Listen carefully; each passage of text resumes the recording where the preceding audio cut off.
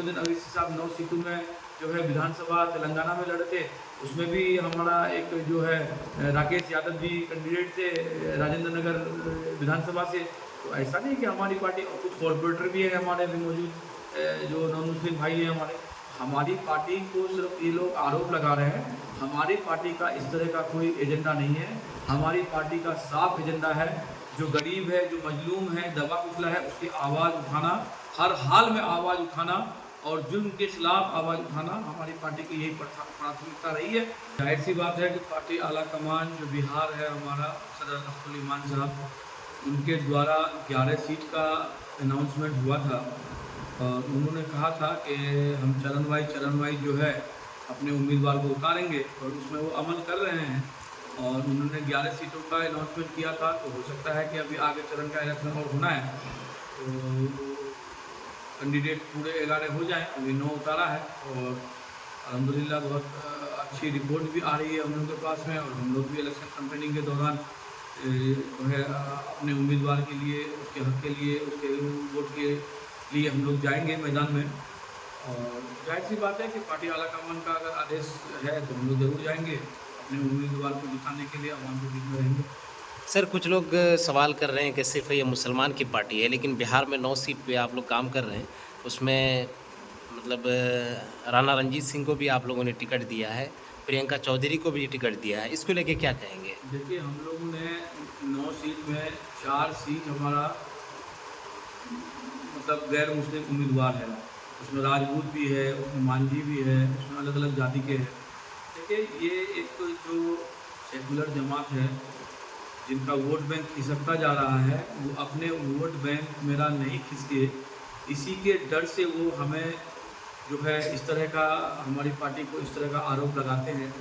जबकि उन्होंने सिर्फ हमको ठगा है और हमारी पार्टी हमारे लिए नहीं बल्कि हर उस समाज को उठाने की और जगाने की कोशिश कर रहे हैं जो समाज अब तक दबा कुचला रहा है।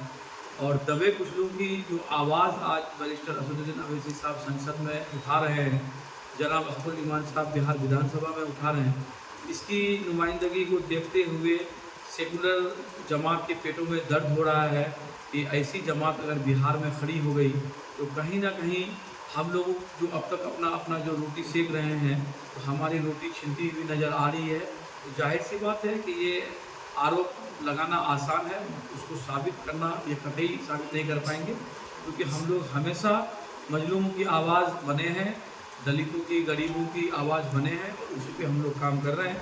तभी हमारी पार्टी ने ये नारा दिया है जय मीम और जय भीम का। इसीलिए इस तरह का आरोप उनको लगाना सिर्फ मकसद ये है कि उनका वोट बैंक खिसकता उसको नज़र आ रहा है, इसी वजह से वो इस तरह का आरोप लगा रहे हैं। नहीं तो आप बिहार में क्या है, अभी हमारी पार्टी महाराष्ट्र में भी लड़ी है तो वहाँ पे भी नॉन मुस्लिम उम्मीदवार है। पीछे दिनों जो बैरिस्टर असदुद्दीन अवैसी साहब 9 सीटों में जो है विधानसभा तेलंगाना में लड़े थे, उसमें भी हमारा एक जो है राकेश यादव जी कैंडिडेट थे राजेंद्र नगर विधानसभा से। तो ऐसा नहीं कि हमारी पार्टी, और कुछ कॉर्पोरेटर भी है हमारे भी मौजूद, जो नॉन मुस्लिम भाई हैं हमारी पार्टी को सिर्फ ये लोग आरोप लगा रहे हैं। हमारी पार्टी का इस तरह का कोई एजेंडा नहीं है। हमारी पार्टी का साफ एजेंडा है, जो गरीब है, जो मजलूम है, दबा कुचला है, उसकी आवाज़ उठाना, हर हाल में आवाज़ उठाना और जुल्म के खिलाफ आवाज़ उठाना हमारी पार्टी की यही प्राथमिकता रही है और इसी पे हम लोग काम कर रहे हैं और हमारी पूरी टीम इसी पे काम कर रही है। सर, आरजेडी पार्टी आपके 4 विधायक को ले लिया था, लेकिन क्या उसी का बदला ले रहे हैं? 9 सीट आप पूरे बिहार में उतारे हैं। देखिए, तो इसमें पॉलिटिक्स में कोई बदला नहीं होता है। जी पॉलिटिक्स में आवाम का जनाधार होना बहुत ज़रूरी है और आवाम कहीं ना कहीं ये आवाम का ही नज़रिया है, जो कि आवाम ने ही इस तरह का जो है मतलब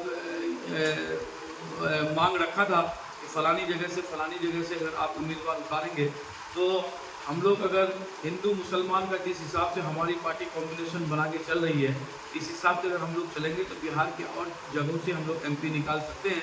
इसी उम्मीद पे हम लोग अपने उम्मीदवार को उतारे हैं। किसी के नुकसान और किसी को नफ़ा के लिए हम लोगों ने उम्मीदवार नहीं उतारा है।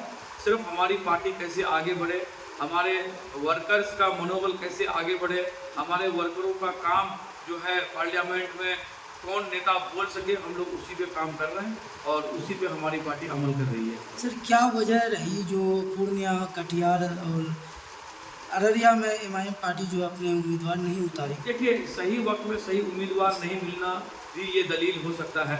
इसीलिए जो है कुछ पूर्णिया से आए भी थे उम्मीदवार, लेकिन पार्टी को सही नहीं लगा कि भाई मतलब मैदान में सिर्फ उम्मीदवार को उतारना मकसद नहीं है, आप जीत की दहलीज पे भी अगर नहीं पहुंच पा रहे हैं, ये भी सवालिया एक निशान है। हमारी पार्टी कहीं ना कहीं जो पार्टी ने जो फैसला लिया कि अररिया में, किशनगंज में, इसमें अररिया में, पूर्णिया में, कटिहार में अपने उम्मीदवार नहीं उतारा। हो सकता है कि उम्मीदवारी तो रही ही थी, उम्मीदवार आए भी थे, हो सकता है कि मुनासिब उम्मीदवार नहीं लगा होगा, इस वजह से पार्टी आलाकमान ने उम्मीदवार नहीं दिए होंगे, इसमें और सर, कोई दो राय नहीं है। अभी जो है अररिया